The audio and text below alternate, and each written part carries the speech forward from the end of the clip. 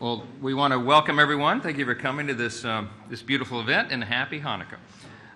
I want to thank Rabbi Levi Shemtov, Leader Schumer, Leader McConnell, Leader Jeffries, and all of our many colleagues and friends that are here to celebrate with us today.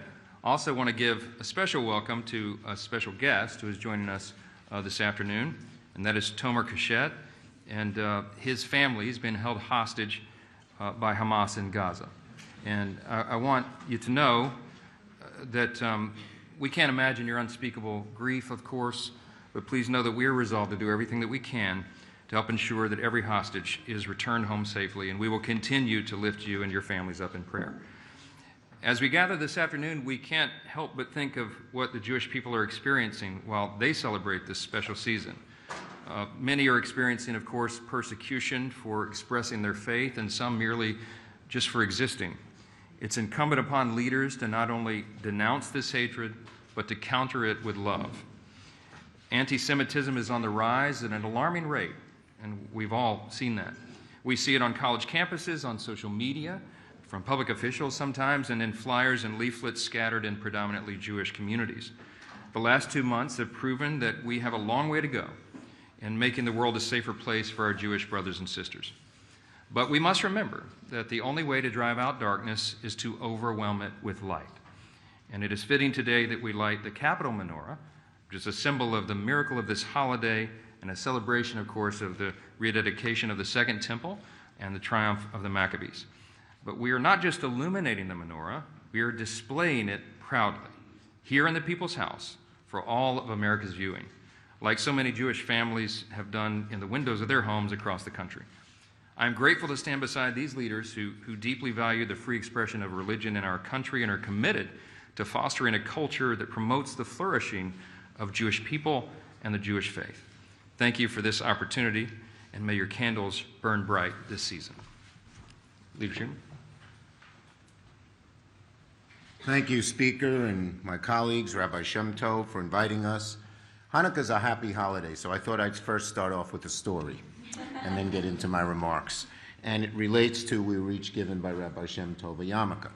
So in 1992, I was redistricted from my Brooklyn district to Queens into a significantly Jewish neighborhood. And a lady came over to me and said, "You're Congressman Schumer." And I said, "Yes, ma'am, I am." She said, "I've never met you before, but I watch C-SPAN religiously, and I want to pay you a compliment." And I said, "Thank you, ma'am."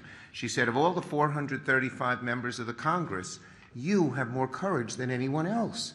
I said, "Well, what do you mean by that, ma'am? I know some of them, we call them no-good-nicks, but some of them are very good people. What makes you say I have more courage than any other?" She said, "Well, as I said, I've never met you in person, but I watch C-SPAN religiously, and when you rise to your feet to speak, you're the only one who has the courage to wear a yarmulke." I said, "Thank you, ma'am. It's obvious you've never met me in person. It's not a yarmulke."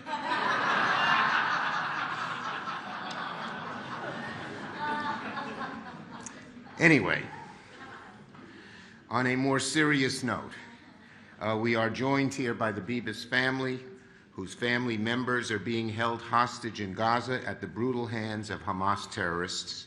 I want to thank everyone for being here and for everything you and other families are doing to advocate for your precious loved ones. We will not stop until every hostage is released and returned home.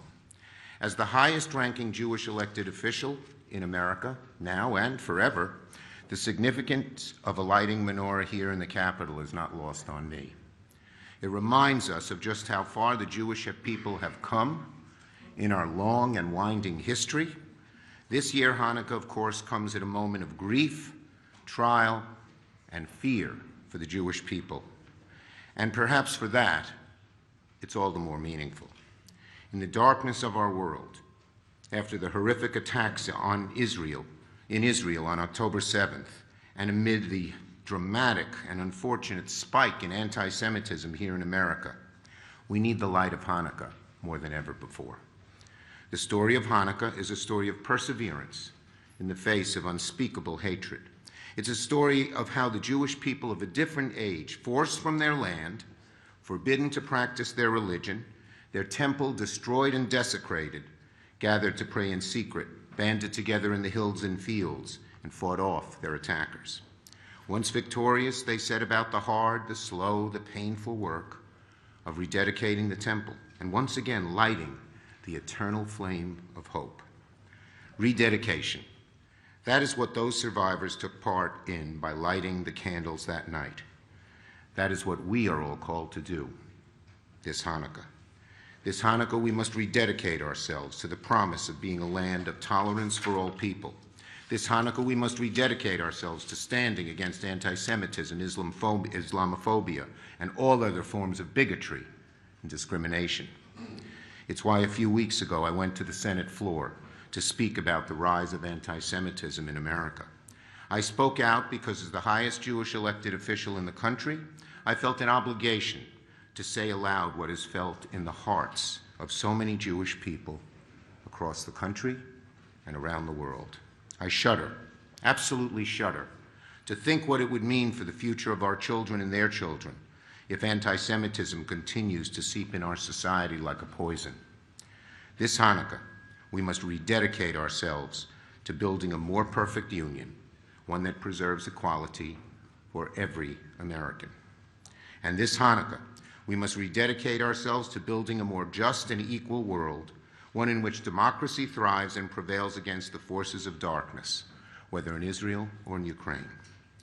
Only after this rededication can we begin the hard work of Tikkun Olam, or the repairing of the world. This is a noble but worthwhile quest, and we must all do our part. So, Chag Sameach, a happy Hanukkah to all of you.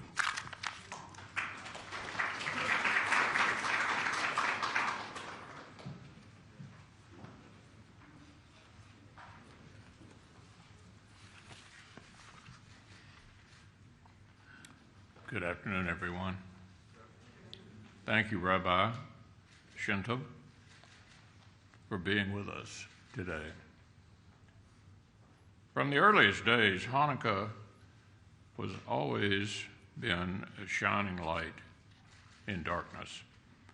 And for millennia, the cruelties and injustices of history have given the Jewish people so many reasons to turn to this celebration of resilience and endurance.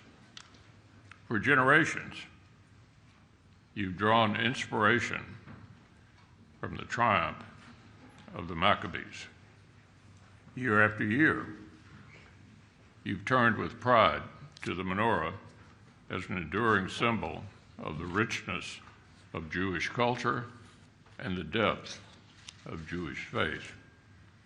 But I know for so many American Jews, this year feels quite different. This year, the darkness of that ancient form of hatred feels even darker. Israel is in mourning, and America mourns with her. Families are praying for the return of innocent loved ones, including several Americans from captivity. And we're honored to welcome one such family member who is with us today. But even in pain and grief, the people called a light unto the nations are gathered to light candles and ward off the darkness once again. Even now, the Jewish people's strength is a light in itself. So I'm honored to be with all of you today to share in this observance and to celebrate the miracle of the light. And I join you in praying that this light will penetrate the darkness in which we live to bring about lasting peace. Happy Hanukkah.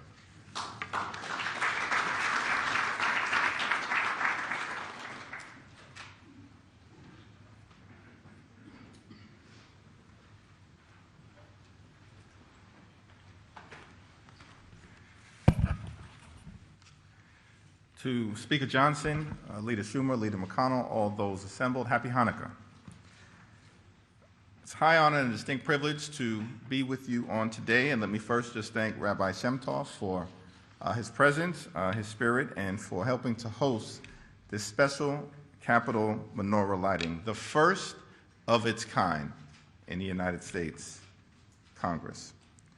And thank you to the Bibas family, whose cousins are being held hostage in Gaza, including 11-month-old Kufir and his brother Ariel.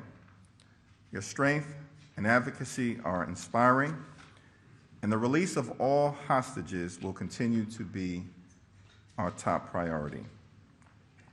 These are very difficult times, but the story of the Jewish people, the story of the Maccabees, and the story of Hanukkah is one of resilience, of hope in the face of oppression, and of miraculous revolt against tyranny.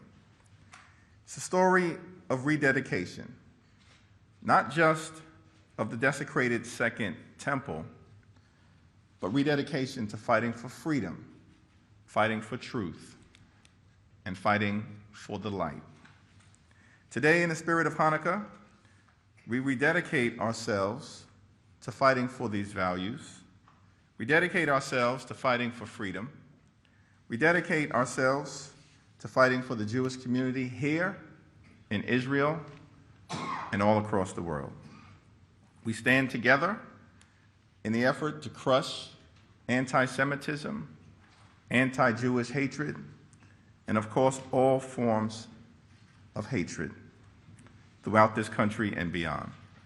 We stand together to support Israel and to make sure that in this great country of ours, America will always be a safe place for the Jewish community, whether at synagogue, on campus, at home, or in the neighborhood. That is what the spirit of Hanukkah teaches us. May God bless you, may God bless the Jewish community, and may God continue to bless the United States of America. Happy Hanukkah.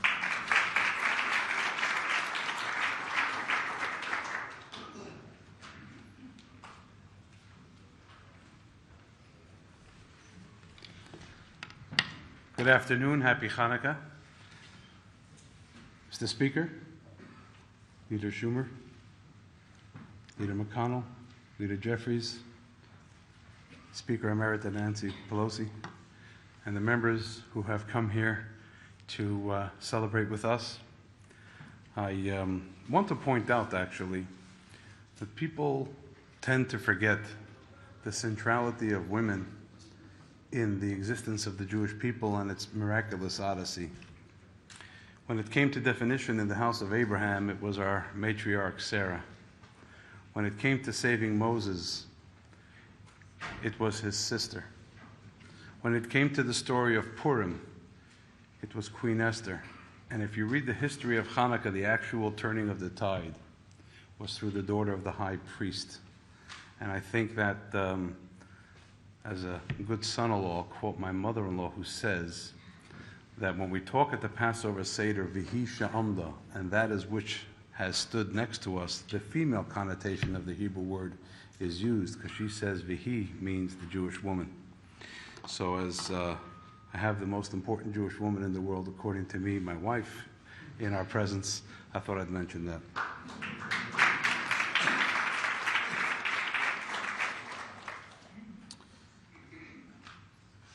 Years ago in Billings, Montana, there was a menorah in someone's living room window. And somebody threw a rock through that window.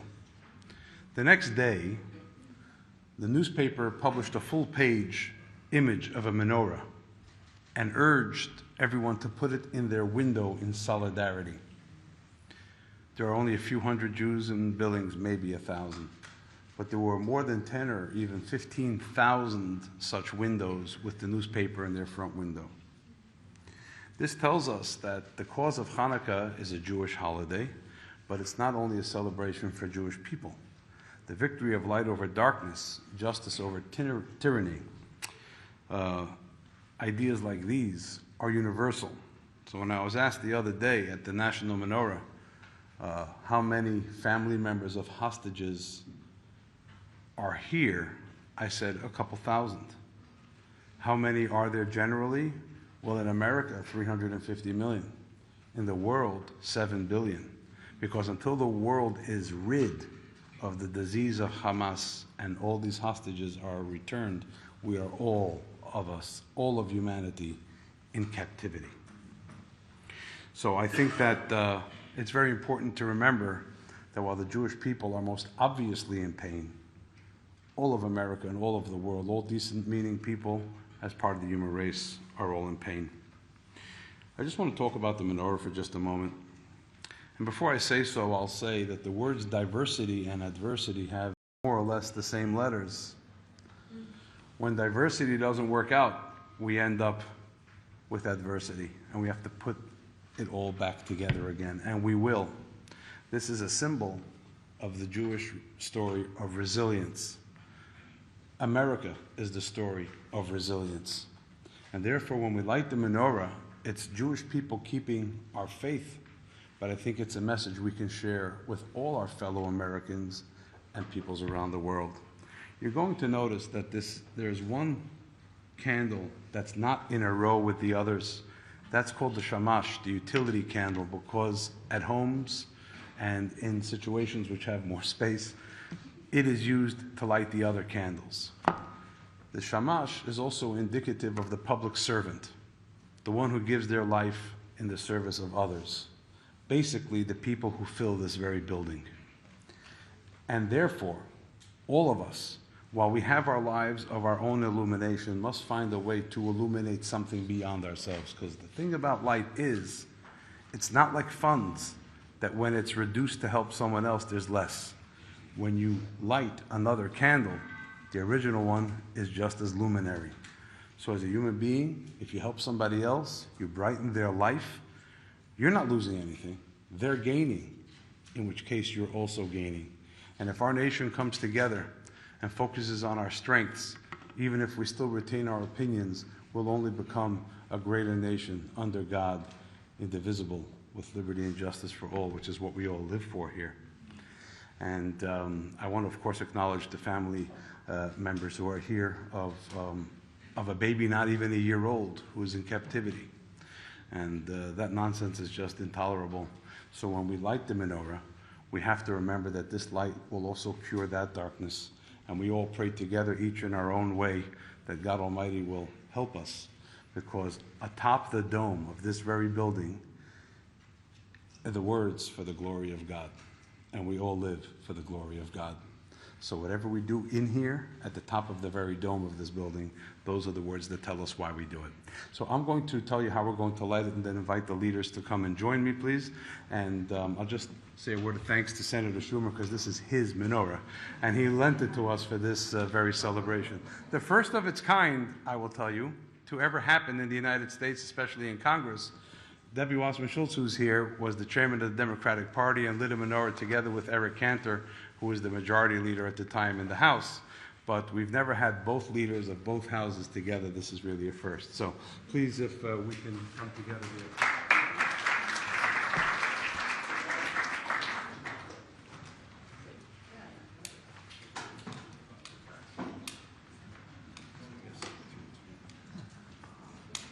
Now, we're going to be making two blessings, and I want you to know this is a demonstration. So when you light your own menorah, and after we finish the menorah lighting, please avail yourselves of course, latkes and donuts, the traditional Hanukkah foods, but also personal Hanukkah menorah kits. The way it works when you do your own is you place them from right to left, and you light them with the newest one first. So I should actually be on the other side, but I don't want to do that because it'll upset this photo. But when you do it at home, it should be done slightly differently. Those of you who know the words can join me as soon as the music starts.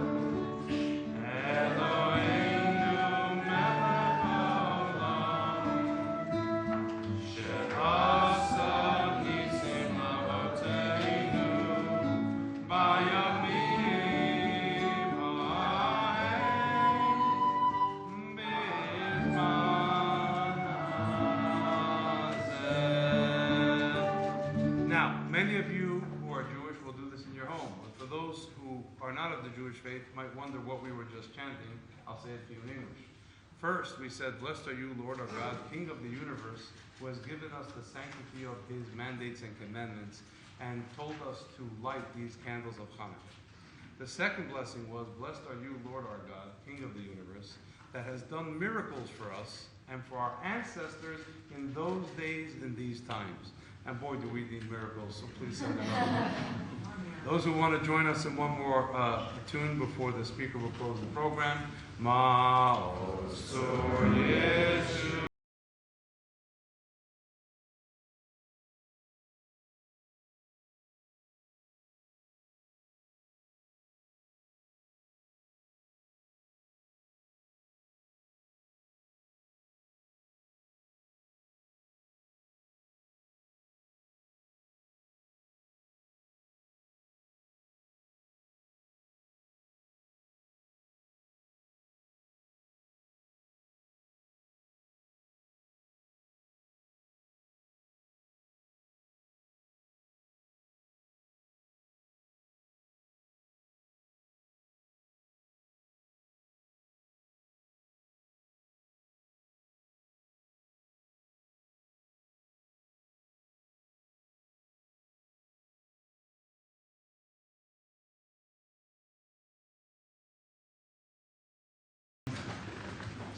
Well, thank you so much, Rabbi. What a beautiful ceremony this was.